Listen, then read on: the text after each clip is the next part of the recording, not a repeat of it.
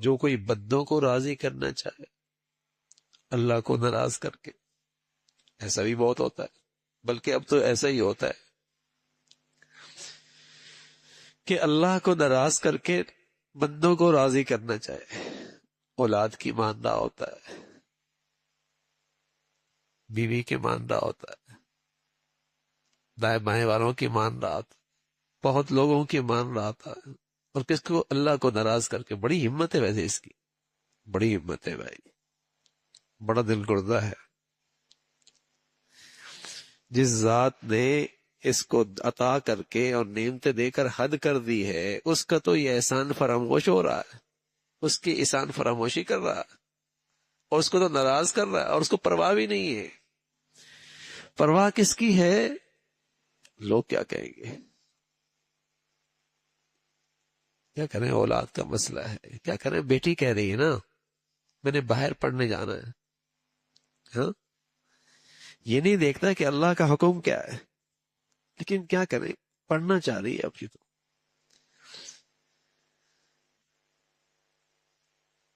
اللہ کو ناراض کر کے، تو پھر اللہ نے کیا فرمایا، اللہ کے نبی نے ہمیں کیا بتایا؟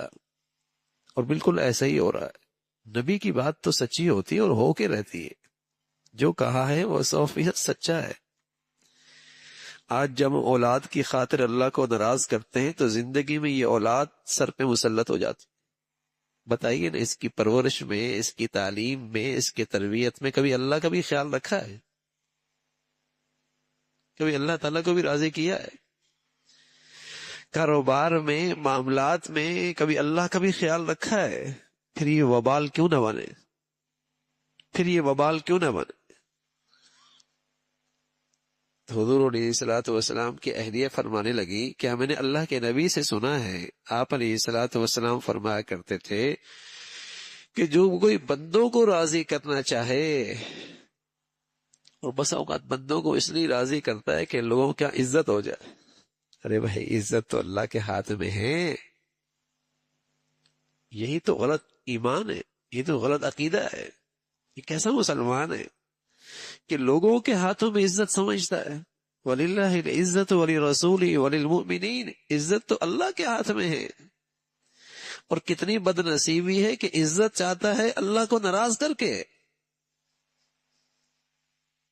عزت بھی چاہتا ہے اللہ کو ناراض کر کے۔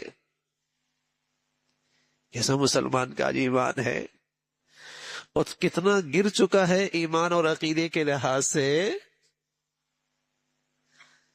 عام طور پہ یہی ہوتا ہے، اللہ کو ناراض کرنا کرتا ہے اور بندوں کو راضی کرنا چاہتا ہے اللہ کو ناراض کر کے، تو اللہ تعالیٰ اس کو پھر لوگوں کے سپرد کر دیتا ہے۔ تم جانو اور لوگ جانے، پھر اس کا کیا حشر ہوتا ہے، پھر اس کا کیا معاملہ ہوتا ہے۔ تو ایک جامع نصیحت فرمائی بھائی، اور ہم سب کے لیے یہ نصیحت ہے کہ زندگی میں بار بار ایسے مواقع آتے ہیں، خاص طور پہ جب تعلقات بڑھ جاتے ہیں نا، جب اٹھنا بیٹھنا زیادہ ہو جاتا ہے، تو ایسے موقع بار بار آتے ہیں کہ ایک طرف اللہ کے راضی کرنے کی بات ہے اور ایک طرف مخلوق کی رضا ہے۔ اب یہ اس کا امتحان اور ایمان ہے کہ اللہ کی رضا کا خیال کرتا ہے یا ماحول اور معاشرے اور سوسائٹی اور دنیا والوں کی رضا کا خیال رکھتا ہے۔ بار بار ہی امتحان آتا ہے،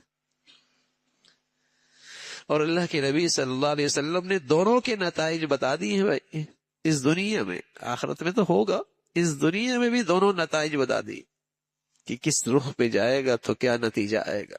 اللہ تعالیٰ بھائی اپنی ذات پہ ایمان، یقین اور اپنی ذات و صفات پہ صحیح تر و تازہ ایمان نصیب فرما دے۔